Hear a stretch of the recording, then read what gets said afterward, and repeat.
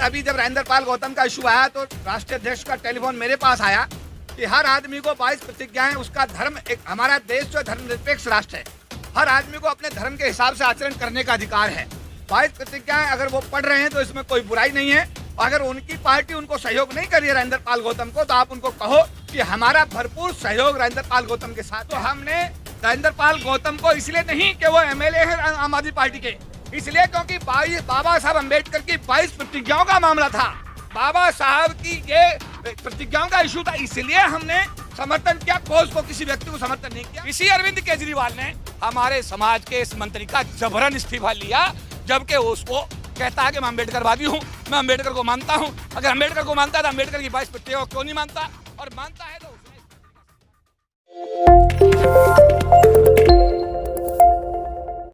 हम सबकी सद्भावना उस परिवार के साथ जुड़ी हुई है, संवेदनाएं जुड़ी हैं, और हम सब उम्मीद करते हैं और विश्वास करते हैं कि मुलायम सिंह जी के जाने के बाद जो कमेरे वर्ग की राजनीति थी, जो उस विचारधारा को साथ लेकर चलने वाले लोग थे, उन्हें एकजुट होकर काम करने की ज़रूरत है। अखिलेश जी के परिवार के साथ हमारी संवेदना है और हम लोग वहाँ सेफई भी गए, और आने वाले समय में हमें उम्मीद है कि जो वैक्यूम आज फील हो रहा है मुलायम सिंह जी के निधन के बाद, उसको भरने का काम हम लोग सामूहिक तौर से करें। देखिए, हमारे नाम में राष्ट्रीय है, और पार्टी का भले ही आज हमारा स्वरूप अलग दिखता हो, लेकिन विचारधारा विराट है और एक इतिहास है। जिन प्रदेशों के आप जिक्र कर रहे हो, बल्कि पूरे उत्तर भारत में लोग हमारे दल को जानते हैं, पहचानते हैं। हमें अपनी विचारधारा समझाने की ज़रूरत नहीं है, अपने काम बताने की ज़रूरत नहीं है। और उसी दिशा में जब केपी चौधरी जी, क्योंकि अपने आप में एक राष्ट्रीय संगठन से जुड़े हुए हैं, इनका करियर पूरा उन्होंने दिया है समाज को संगठित करने में, हमारे अध्यक्ष जी यहाँ आए हैं परिसंघ की तरफ से, तो इनका भी अपना एक दायित्व रहेगा कि पार्टी का विस्तार, संगठन का विस्तार आज उन प्रदेशों में दोबारा वही स्वरूप हमारा बने, और संगठन में जिम्मेदार लोग जो अच्छा काम कर सकते हैं, ज़मीन पर रहते हैं, उन लोगों को जोड़ा जाए। ये आपसे पूछ रहे हैं। उसके बाद अभी जब राजेंद्रपाल गौतम का इशू आया तो राष्ट्रीय अध्यक्ष का टेलीफोन मेरे पास आया कि हर आदमी को 22 प्रतिज्ञाएं, उसका धर्म, एक हमारा देश जो धर्मनिरपेक्ष राष्ट्र है, हर आदमी को अपने धर्म के हिसाब से आचरण करने का अधिकार है। 22 प्रतिज्ञाएं अगर वो पढ़ रहे हैं तो इसमें कोई बुराई नहीं है। अगर उनकी पार्टी उनको सहयोग नहीं कर रही है राजेंद्रपाल गौतम को, तो आप उनको कहो कि हमारा भरपूर सहयोग राजेंद्रपाल गौतम के साथ है। और राष्ट्रीय सचिव होने के नाते, तब मैं राष्ट्रीय सचिव था, आज मैं राष्ट्रीय महासचिव बना हूँ। राष्ट्रीय सचिव के रूप में आपने देखा कि मैं राजेंद्रपाल गौतम के उस समय आंसू पूछ रहा था जब वो अपने घर पर बात करते करते भावुक हो गए थे, तो मैंने उनको ढांढस बजाया, और पूरे एनडीटीवी ने, इंडिया टीवी ने, सारे नेटवर्क ने उसको दर्शाया। और जब परसों रैली हो रही थी तो रैली का आपने देखा होगा कि पूरा संचालन, आपने मीडिया के लोग साक्षी हैं, किस तरह मैं भीड़ को नियंत्रित कर रहा था, लोगों को किस तरह लेकर के हम लोग 26 हलीपुर रोड तक पहुंचे हैं। तो हमने राजेंद्रपाल गौतम को इसलिए नहीं कि वो एमएलए है आम आदमी पार्टी के, इसलिए क्योंकि बाबा साहब अम्बेडकर की 22 प्रतिज्ञाओं का मामला था। बाबा साहब की ये प्रतिज्ञाओं का इशू था, इसलिए हमने समर्थन किया। कोर्स को किसी व्यक्ति को समर्थन नहीं किया, लेकिन उनकी पार्टी के किसी एमएलए ने, किसी एमपी ने, किसी प्रवक्ता ने, किसी कार्यकर्ता ने, एक भी आदमी ने राजेंद्रपाल गौतम को समर्थन नहीं दिया। इस पर हमारे, मेरे ख्याल है नागपाल जी ने, हमारे जो है वैभव जी ने बहुत सारे सवाल पूछे, उन्होंने उसका जवाब दिया कि राजनीतिक किसी सवाल का जवाब मैं नहीं दूंगा। लेकिन सौभाग्य से वो आज भी आम आदमी पार्टी के एमएलए भी हैं, और वो अभी उन्होंने उससे इस्तीफा नहीं दिया। तो समाज ने जो समर्थन दिया है, या देश ने समर्थन दिया है, वो बाबा साहब की 22 प्रतिज्ञाओं के लिए दिया है। और मैं बड़े गर्व से कह सकता हूं कि मेरे राष्ट्रीय अध्यक्ष चौधरी जयंत सिंह जी ने उसी दिन मुझे आदेश किया कि इसमें राजेंद्रपाल गौतम जी को इस कॉज पर आज समर्थन दीजिएगा। देखिए, ये विश्लेषण के हिंदुत्व के नाम पे ही बीजेपी को वोट मिल रही है, ये भी अपने आप में सही नहीं है। दौर चल रहा है, इसमें कोई इनकार नहीं कर सकता। बीजेपी की बहुमत की सरकारें बन रही हैं, और बहुत ताकत जनता ने दी, लेकिन जनता ने उनको ताकत इस विश्वास में दी कि जो आर्थिक मसले हैं उनमें समाधान होगा।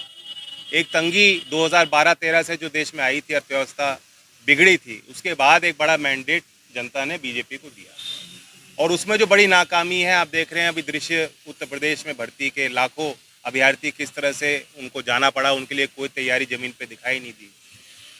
ट्रेन से लिपट कर, बसों पे चढ़कर, पैदल चलकर हमारे अभ्यर्थी, जो राष्ट्र को गर्व होना चाहिए कि इतने लोग आज काबिल हैं और अपने आप को राष्ट्र की सेवा में समर्पित करना चाहते हैं, हम उनकी सेवा नहीं कर पा रहे, उनका सम्मान नहीं कर पा रही सरकार।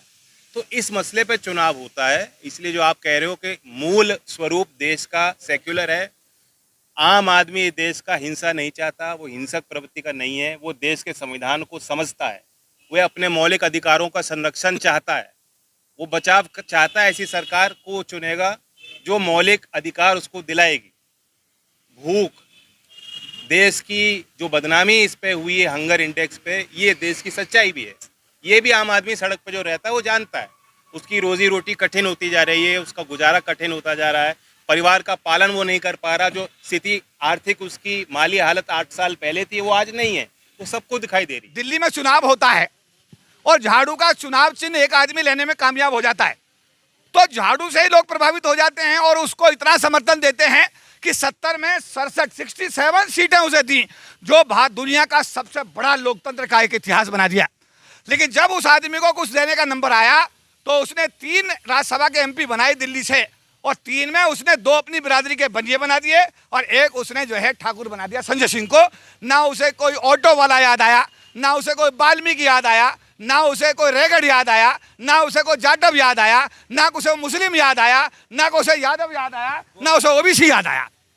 उसके बाद में फिर उसने, जब हमने उससे कहा कि भाई आप एससी आयोग तो बनाओ दिल्ली में, उसने पिछले 8-10 साल सरकार चलाते हो गए उस आदमी को, उसने एससी समाज का, एससी का आयोग और एसटी का आयोग भी आज तक नहीं बनाया। उसके बाद फिर उसने एक बार फिर समाज के सामने एक और पासा फेंक दिया कि बाबा साहब की और उनकी भगत सिंह जी की फोटो जो है वो पंजाब में लगेगी सब में। समाज फिर 30% समाज था पंजाब का, फिर वो चक्कर में आ गया और उसने फिर क्या किया, फिर वोट दे दी। और जब पंजाब में सरकार बनी तो उसने एक बेवड़े आदमी को, जो लोकसभा में दारू पी करके कई बार निकाला गया, उस आदमी को उस प्रदेश का मुख्यमंत्री बना दिया। ना उसे कोई एससी ध्यान आया, ना उसे एसटी ध्यान आया, ना ओबीसी आया, ना उसे माइनॉरिटी याद आया।